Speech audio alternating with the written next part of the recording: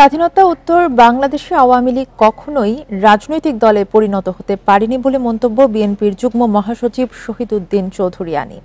শুক্রবার দুপুরে লক্ষ্মীপুর সদরের পূর্ব চরমনসায় বিএনপির প্রতিনিধি নির্বাচনী সভায় এই মন্তব্য করেন তিনি।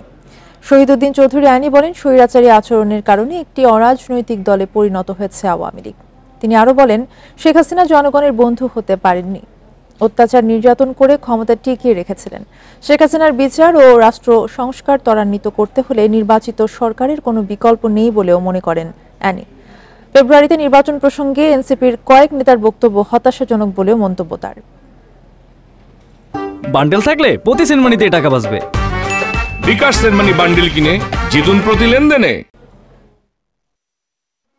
আওয়ামী লীগ তো রাজনৈতিক দল হতে পারে নাই স্বাধীনতার পর থেকে সর্বশেষ গত 17 বছর। তার একটা ফ্যাসিস্ট, একটা কর্তৃত্ববাদী শাসক, একটা স্বৈরাচারী মনোভাব নিয়ে একটা অরাজনৈতিক একটা ফ্যাসিস্ট দলে পরিণত হয়েছে।